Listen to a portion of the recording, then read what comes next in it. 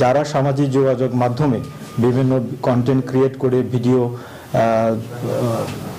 Upload করেন তাদেরকে আরও সচেতন হবার জন্য আমরা জেলা পুলিশের পক্ষ থেকে অনুরোধ জানাচ্ছি।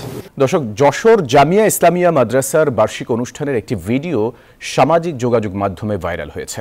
মাদ্রাসার প্রধান মুফতি লুৎফর রহমান ফারুকি জানান, ইসরায়েল যেভাবে ফিলিস্তিনি মুসলমানদের উপর নির্যাতন করছে তা বোঝাতে একটি প্রতীকী নাটক মঞ্চস্থ করে শিক্ষার্থীরা। ভিডিওটি সেই নাটকেরই একটি অংশের।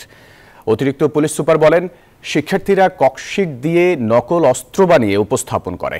ঘটনাটি ভাইরাল হওয়ার পর পুলিশ রাতেই মাদ্রাসা পরিদর্শন ও ডামি অস্ত্রসহ অন্যান্য উপকরণ হেফাজতে নিয়েছে। বিস্তারিত ডেস্ক রিপোর্টে।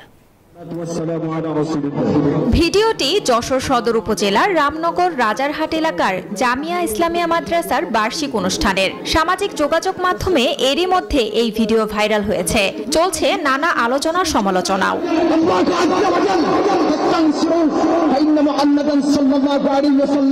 অনুসন্ধানে জানা গেছে 17 ও 18 ডিসেম্বর মাদ্রাসাটিতে বার্ষিক অনুষ্ঠানের আয়োজন করা হয়। ভিডিওটি ওই অনুষ্ঠানের যেমন খুশি তেমন সাজা অংশের। শিক্ষার্থীরা বলছেন, ইসরায়েল কিভাবে ফিলিস্তিনি মুসলমানদের উপর নির্যাতন করছে সেটা বোঝাতে একটি প্রতীকী নাটক মঞ্চস্থ করা হয়।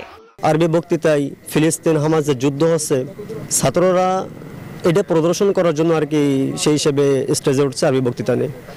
আর আমাদের হাতে যে বন্দুকের মতন যে সিস্টেমটা ছিল ওটা হচ্ছে আপনার ককশিট। ছাত্র একটা প্রদর্শন হিসেবে, শুধুমাত্র একটা প্রদর্শন হিসেবে মঞ্চে এটা উপস্থাপন করা হয়েছে।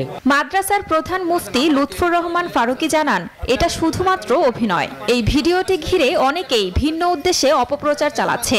এটা ছাত্ররা যারা না বুঝে এটা করেছে, এরপর এটা আমরা যখন জানতে পারছি এটাকে আমরা তৎক্ষণিক অফ করেছি। যশোরের অতিরিক্ত পুলিশ সুপার নুরি আলম সিদ্দিকী বলেছেন, নাটকের প্রয়োজনে ককশিট দিয়ে নকল অস্ত্র বানিয়ে উপস্থাপন করে শিক্ষার্থীরা। ভিডিওটি ভাইরাল হওয়ার পর পুলিশ রাতেই মাদ্রাসা পরিদর্শন ও ডামি অস্ত্র সহ অন্যান্য উপকরণ হেফাজতে নিয়েছে। ভিডিওটি নিয়ে বিভ্রান্তি না ছড়ানোর পরামর্শও দেন তিনি। এই জাতীয় ভিডিওতে কারো বিভ্রান্ত হওয়ার প্রয়োজন নেই এবং যারা সামাজিক যোগাযোগ মাধ্যমে বিভিন্ন কন্টেন্ট ক্রিয়েট করে ভিডিও